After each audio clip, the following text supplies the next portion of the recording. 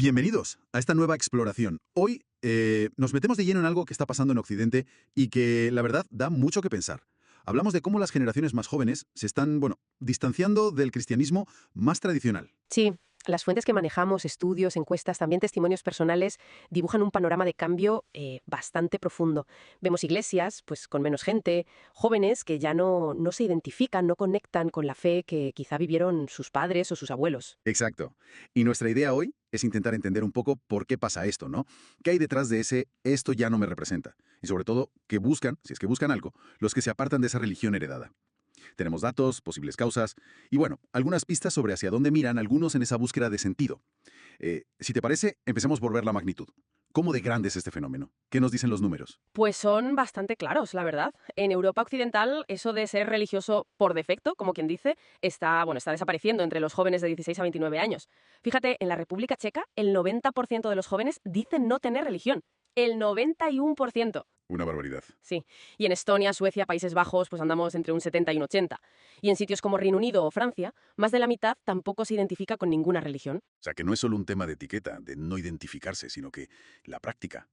La práctica también cae en picado, ¿no? Recuerdo datos de España o Bélgica. Así es, exacto. En esos países cerca del 60% de los jóvenes dice que nunca va a servicios religiosos. Nunca. Y más del 60% nunca reza. Es un corte, bastante radical en la transmisión de la fe de una generación a otra. La identidad religiosa cultural ya no pasa automáticamente de padres a hijos. Digamos, lo normal ahora empieza a ser no tener religión. Y la gran pregunta es, ¿por qué? ¿Por qué esta desconexión tan fuerte?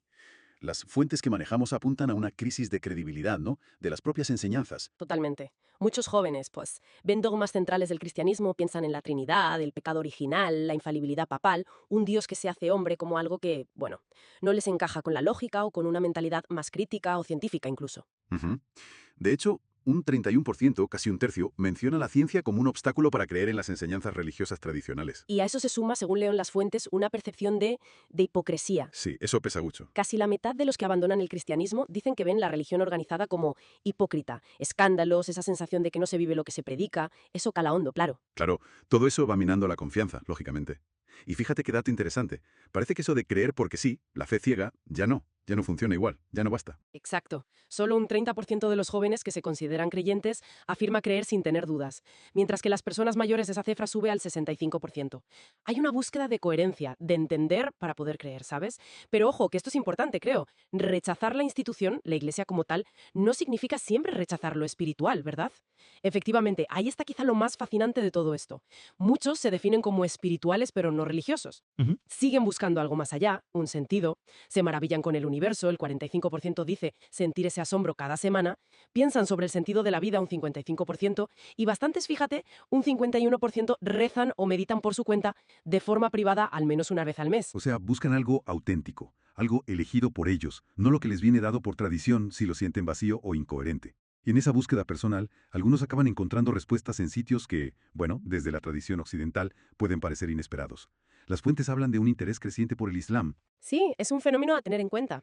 Aunque las cifras absolutas no sean enormes comparadas con la población total, las conversiones al Islam están aumentando en Europa y América. En Francia, por ejemplo, se calcula que hay unas 3.600 conversiones al año, y el total de conversos podría estar entre 60.000 y más de 100.000 personas. Son cifras significativas. Sí. Y en Reino Unido, un estudio de principios de la década de 2010 ya hablaba de unos 100.000 conversos en la década anterior. Cifras más recientes apuntan a unas 5.200 conversiones anuales allí. ¿Y sabemos algo del perfil de estas personas que dan ese paso? Pues los datos varían un poco según el país. En Reino Unido, en su momento, llamó la atención que el 75% eran mujeres, con una edad media de 27 años. Curioso. Sí. En Francia, en cambio, parecen ser más hombres jóvenes, menores de 40. Y algo importante que señalan los estudios. La gran mayoría son conversos por convicción profunda, ¿eh? No por motivos de conveniencia, como casarse o algo así. Es una decisión meditada. Entiendo.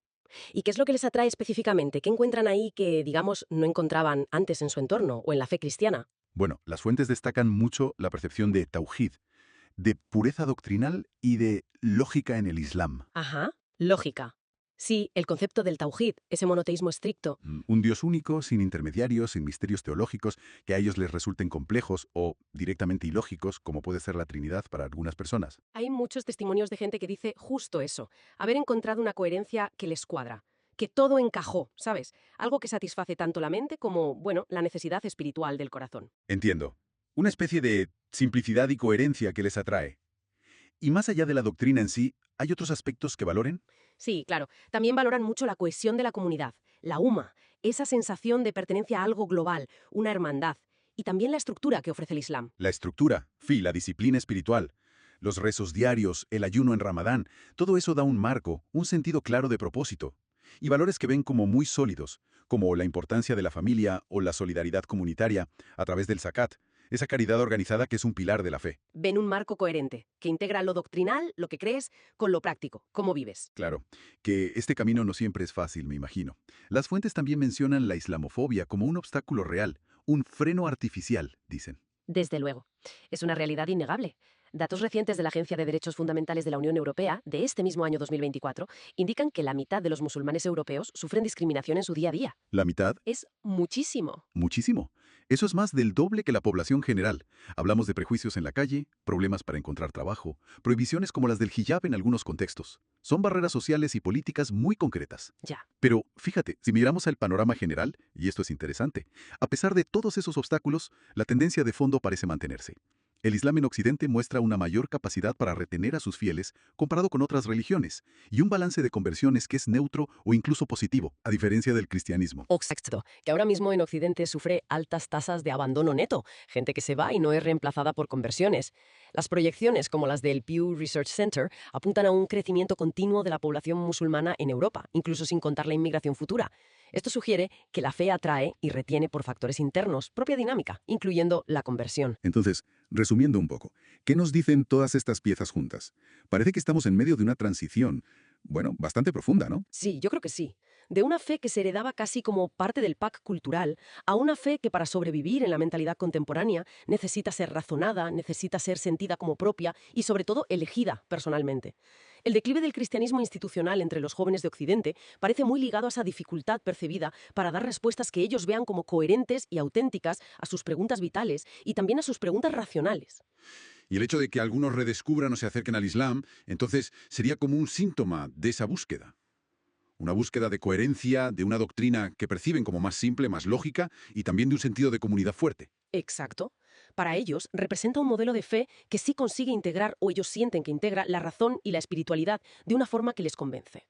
Y esto nos deja una pregunta importante flotando en el aire, ¿no? Para darle una vuelta. Espiritual, sea cual sea, se mantenga viva y relevante. ¿Es la fuerza de la costumbre, de la herencia cultural, o es su capacidad real, intrínseca, para responder a esa búsqueda personal de verdad que tenemos todos? Una verdad que, idealmente, satisfaga tanto al corazón como a la mente crítica. Ahí queda la reflexión. Una pregunta clave para los tiempos que corren.